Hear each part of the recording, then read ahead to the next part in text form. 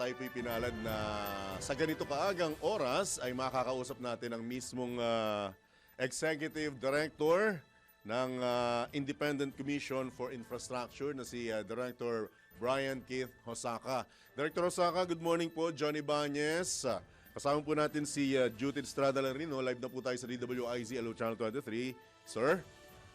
Magandang umaga, John. Magandang umaga, Judith, at saka mga nakikinig sa inyong programa. Good morning po. Direct to the point na katanungan, ano po ang significance sa Director Hosaka ng pagdalo mismo ni dating House Speaker Martin Romualdez sa nagpapatuloy na investigasyon ng ICI, sir?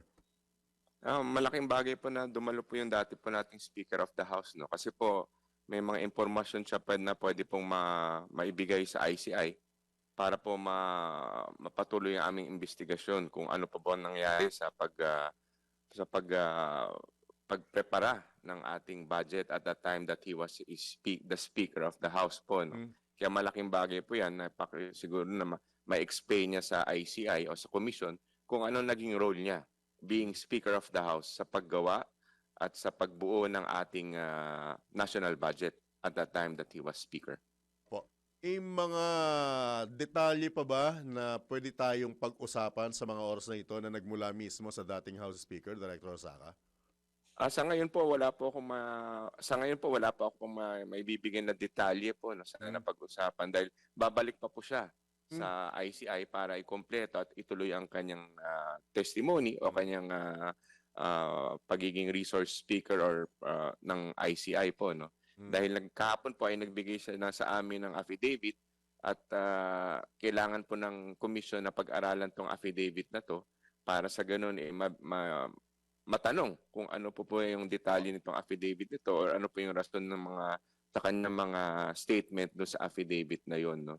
Kaya po pinababalik po siya sa October 22 po next week po para pagpatuloy ang kanyang testimony. Saktong isang linggo from now, Director Hosaka, Wednesday din ang balik niya. Yes, that's right. Umutang po yung anggulong pagiging state witness. Tama po ba, Director Hosaka, na kinukonsidera si dating Speaker Romualdez sa maging state witness? Wala po pang gano'n na usapan po. In fact, as far as state witness is concerned, wala pa pong rekomendasyon na maibibigay ang ICI dahil hindi pa nga po kompleto ang investigasyon ng ICI. Patuloy pa kami pong kumukuha ng mga testimonies, evidence, documents para po malaman namin if there is a need to recommend anyone as state witness. Pero sa ngayon po wala pong ganyan na usapan. So kahit sino po sa mga naimbitahan nyo na, wala pa pong na-evaluate or na-i-recommenda as state witness just to be clear lang po, Director Hosaka? Tama po yun, John. Wala pa talagang, wala pa sa, kumbaga, sa radar ng ICI na mag-recommend sa ngayon ng any state witness. Director, good morning po muli, no? Oo. Yung kaso naman ni dating Congressman Elizalde ko, since ang anggulo nga ng media, syempre talagang inisnab, wala, hindi dumating Ano pong mangyayari sa kanya? Sa ngayon po, dahil nga po hindi siya pumunta sa ICI dahil alam naman po natin na wala siya dito sa bansa ngayon, no. Ayan po yung bagay na pinag-aaralan natin ng aming legal at susuriin pong mabuti pag-iisipan dahil wala nga pong contempt powers ang ICI. Ang gagawin po namin dyan is if we need to, we have to file a petition for to cite him for contempt sa korte na po, no. At sila po magde-decide. And yan po meron pa po yung due process So sasagutan po ulit Director, yan, kaya nga po magsasagutan man yan, alam naman po natin, wala rin naman po siya dito sa bansa. So, but nevertheless, kailangan po pero pag-iisipan po namin mabuti dahil hindi po basta-basta dapat napapawalang bahala ang subpoena ng ICI dahil alam naman po natin na gusto ng mga Pilipino, gusto ng taong bayan na mag-imbestiga ang ICI para malaman po kung sino talaga mga may sala dito sa korupsyon na to. Director Hosaka, hindi po ba allowed ang kinatawan or maging abogado ng isang particular na involved or sinasabing involved para dumalo sa pagdinig niyo? In particular, dito kay dating congressman ko dahil wala nga po siya sa bansa. Mahirapan po tayo dyan dahil ang testimony po, alam niyo naman sa batas, personal knowledge Apo. yan eh. No? Hmm. Pagka-testigo kayo, kaya kailangan ho kayo talaga yung humarap. Mhm. Kasi personal knowledge, meaning kayo yung nakakaalam kung ano mga nangyari at meron kayong talagang experience dun sa event na yun, no? Aha. Para maging testigo kayo, para maging witness kayo. Or in this case, resource person sa ICI. At wala po ba kayong sapat na kapangyarihan para ikangay puwersahin siya sa pamamagitan ng arrest warrant? Wala pong power pong Aha. ang ICI. Yan po ang katotohanan. Pagbabasahin po ang EO 94 po, yan po yung pinakamalakas na authority na maibibigay under an executive order sa isang commission po katulad ng ICI o ng infrastructure commission ng commission po, no. Kaya po kailangan po namin pumunta sa korte para kung sakali kailangan po namin mag-cite ng contempt ng isang personalidad o tao na inimbita ng ICI. Po. Director, paano yun kung parang, suntok sa buwan siguro, no? Ang tanong natin, you've exerted all efforts na, yung mga file ng petition, ganyan. So, hindi pa rin Sumipot. sumasagot o sumipot o magpakita o magbigay man at least ng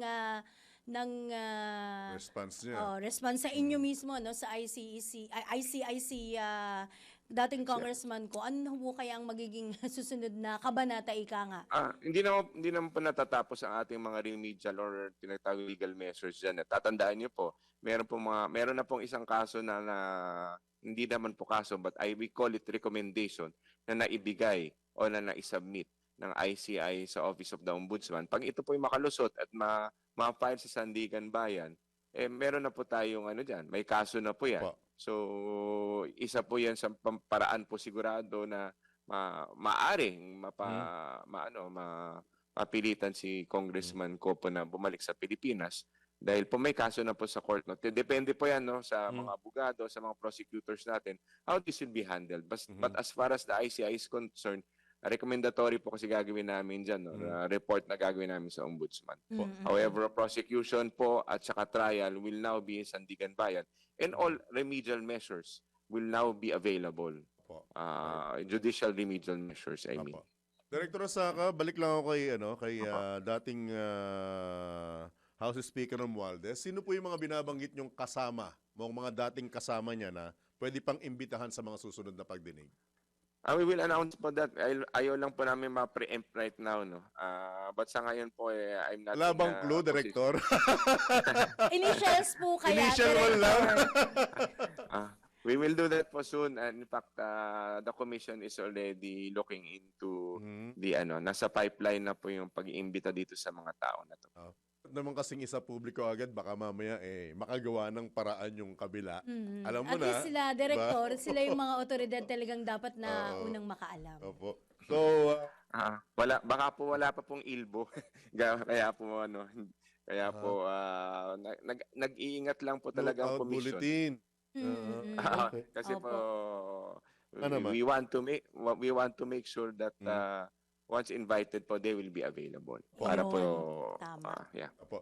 Pero sa dinami-dami po ng mga mambabatas including senators, congressmen at iba pang mga contractors, definitely kasama doon.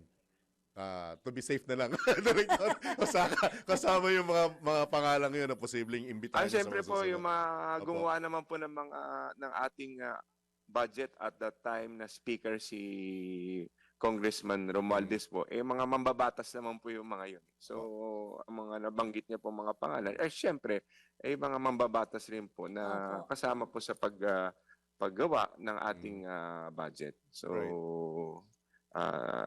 alamin na lang po ninyo, read between the lines na lang po kung yung mga nandun po sa nasabi ko. But definitely po, Sige, go ahead.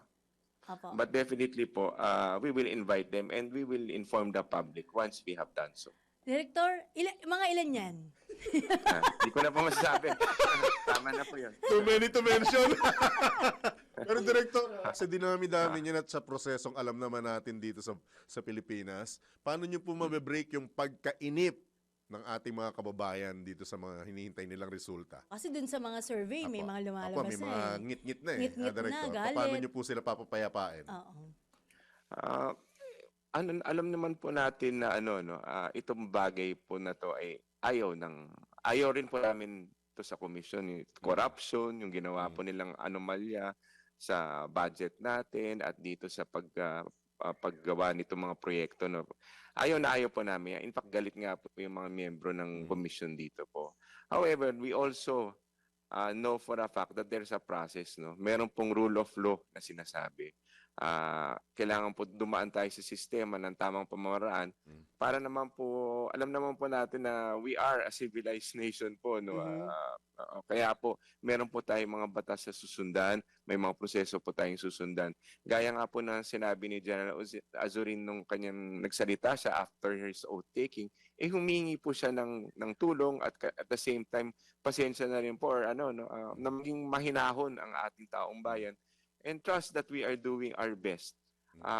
Isang buwan pa lang po ang commission, but nevertheless po, we are really working hard to ensure that we get the right information, have the right evidence, solid evidence po. Kasi ayaw po namin mangyari yung mga nangyari dati, na pagsampa sa kaso, nakakawala po kung sino man po yung dapat na makulong. O yung may sala po talaga dahil lang probably on technicality or lack of evidence. Ito po totohanan para sa amin po na ito, no. Mahirap po makahanap ng ebidensya as you go up the ladder. Pahirap po ng pahirap yan kasi nawawala na po ang ating documentary evidence. But rest assured that we are doing our best. Marami pa pong mga legal theories na pwedeng magamit para po ma-hold accountable itong mga taong may sala na po, na mga may kasalanan po na to. Director Osaka, with your indulgence, last na lang po, sa mga nakaralipas bang mga investigasyon, wala naman pong nagwawala? Wala po, hindi po totoo. Hindi po totoo. Yun. Alam niyo po, yung investigasyon po ng ICI ay napaka-orderly po niyan. In fact po, it's not a circus, very formal.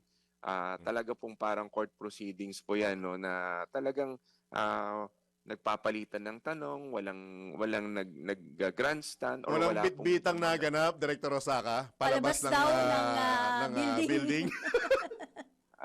Wala po, maayos pong lumalabas ang mga resource persons. In fact, ako po mismo, kuminsan pag ang mga resource persons gustong humarap sa media, inaalalayan po natin sila para sa ganun po maayos. Pati yung pagtanong ng ating mga kaibigan sa media at sa press, inaayos po natin yan para po yung mga resource persons natin, kung sino man sila, hindi po sila maguguluhan at masasagot nila ng tama or ng maayos yung mga tanong sa kanila ng media. So, wala pong gitgitan, wala pong gulong nangyayari sa hearings ng ICI. Good. Alright. Opo. Director, nasa inyo pong pagkakataon, baka may nakakaligtaan kaming itanong. Go ahead, sir. Maraming salamat po sa sa imbitasyon ninyo dito dahil kahit papaano po ay mapapaliwanag namin kung anong ginagawa ng ICI. But then again, I will also repeat the request of General Azurin na kung sana po ay maging mahinahon ang ating taong bayan. Alam po natin na malaking skandalo po itong nangyari to. And alam rin po namin yan. Alam po namin ano ang mandato ng ICI, ano pong kailangan namin gawin. Bigyan niyo po kami ng pagkakataon na talagang gawin ng tama ang aming trabaho para po ang mga personalidad na may sala, na tunay na may sala, ay maidala natin sa korte at kung in a way po we bring justice to the Filipino people po. Alright. Maraming salamat po. Director, muli ka naming bubulabugin sa mga susunod na pagkakataon dahil marami pang araw itong gugugulin ninyo para sa pagpapatuloy na investigasyon. But for now, thank you so much, sir. Good morning, good luck, at ingat po kayo. Thank you, Director. Thank you very much. Apo. Thank you. Apo. Yan po mga kabalitaan-kabalitaktakan, si ICI Executive Director Brian Keith Osaka. Thank you for watching. Tuloy lang ang panonood at pakikinig ng tamang balita sa DWIZ News, DWIZ News FM Regional, DWIZ News TV, Aliw Channel 23 nationwide. Mag-follow, like, subscribe at i-share ang aming mga social media accounts.